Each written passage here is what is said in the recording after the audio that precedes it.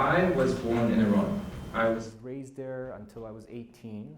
I finished my high school, and then I came to Canada to start my undergraduate degree. The reason I bring that up is that in Iran, the education system is somewhat different. You're assessed primarily on standardized tests. So you have multiple choices, short answers, and the longest answers you have to put is probably 4 to 5 sentences. And so as you can imagine, when I had to write my first essay for undergrad here in Canada, I didn't have the slightest clue how to write an essay. Okay, fantastic. So I did what everyone does when they have no idea how to do something. I Googled it. And when you Google it, articles come up. Okay, you have to put introduction, you have to put a body of the text, a conclusion, fall within the word limit. Okay, I do that. I hand it in. 2 weeks go by. Now it's time for us to get back our essays. Fantastic. So the TA is walking by. She's handing back the essays. She gets to me. She tells me, hey, could I talk to you outside of class?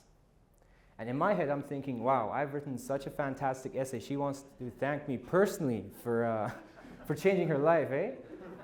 All right. I go outside of class, all happy. She hands me back the essay.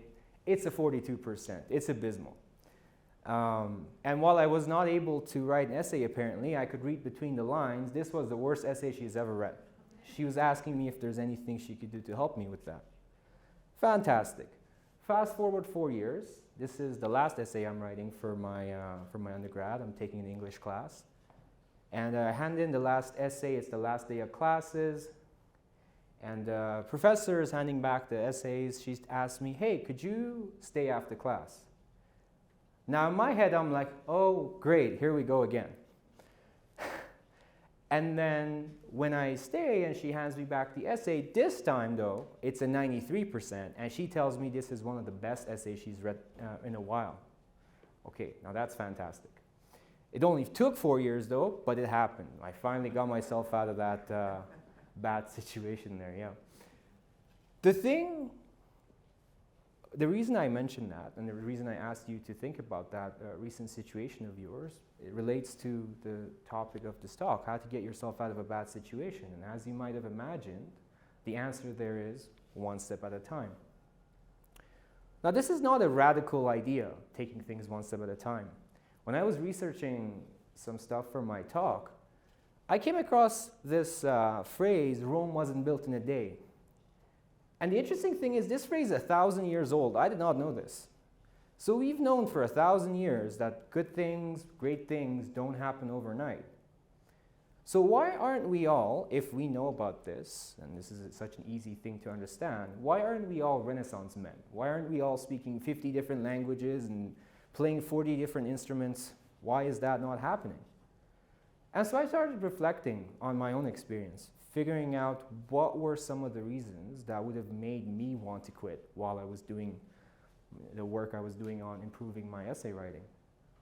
And I came across 2 reasons, and they're somewhat related.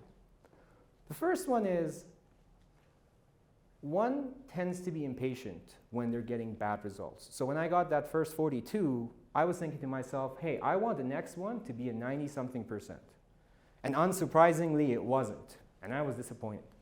And I did not like feeling disappointed. So I told myself, hey, you know what? The next one's going to be 90-something%. And again, it wasn't. And again, I was disappointed. And so who likes to feel disappointment, right? So it's very understandable if after once or twice feeling disappointed like that, you want to say, hey, you know what? Maybe essay writing's not for me. Maybe I'll take more courses that have more standardized components to them. Fantastic. The other one was, so why was I that impatient? What was the reason there? And the more I thought about that, the more I realized it was something to do with comparisons. So you get the first grade, it's a 42%, and you compare yourself to Buddy over there who's getting 130% on everything he's handed in ever since he was 2, and you feel bad, right? Why can he do that and why can't I? And you feel a bit of shame, maybe a little bit of feeling inferior to others. And that's also not a good feeling. Who wants to feel like that, right? And so it was really, really understandable at that point for me why someone might want to quit at that point and just not continue with whatever it is that they're trying to improve themselves in or whatever bad situation they want to get themselves out of. And so I was looking for more pieces of this puzzle. Okay, that was my impression of the situation.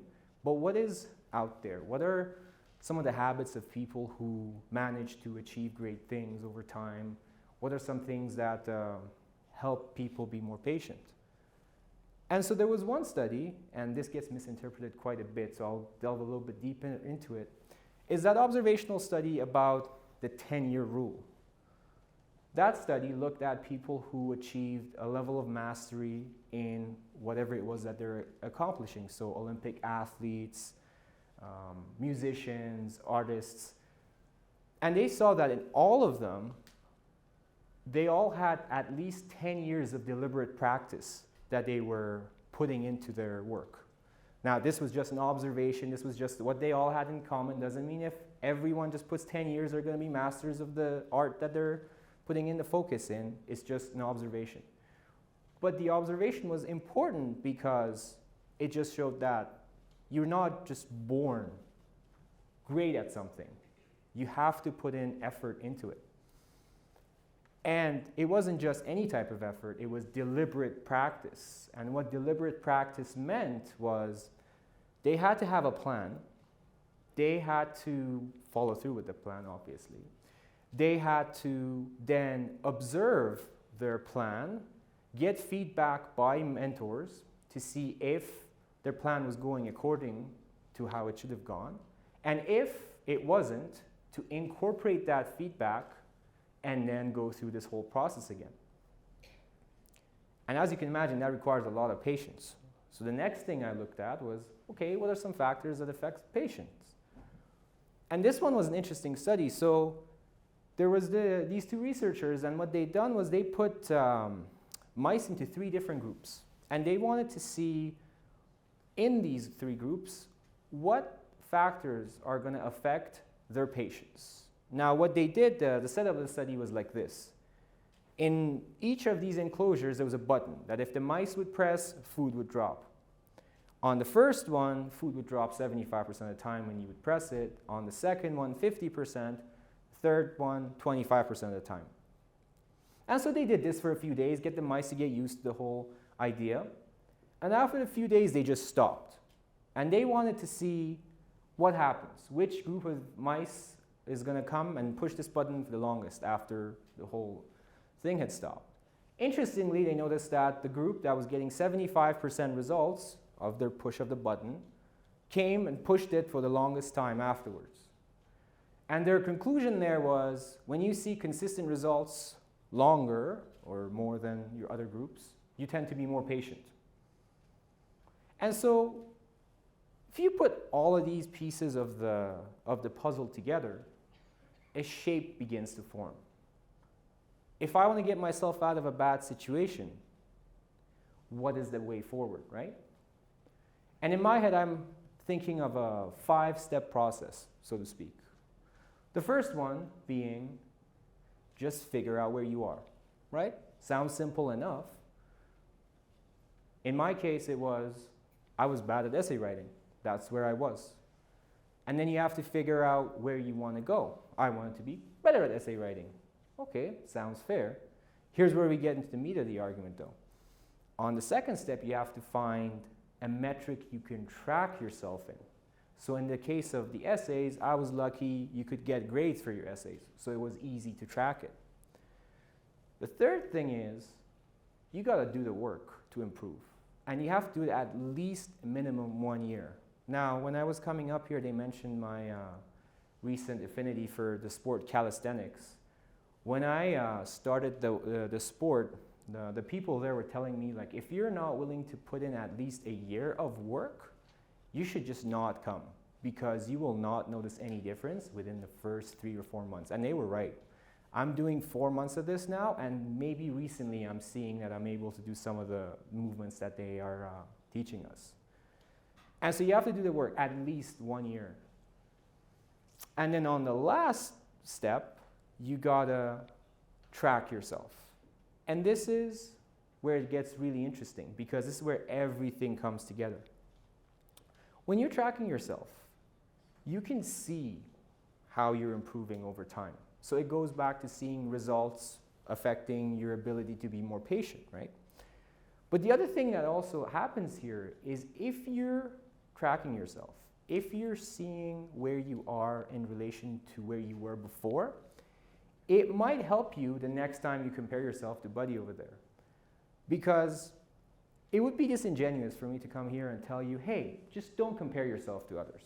That's never going to happen. You're always going to compare yourself to others.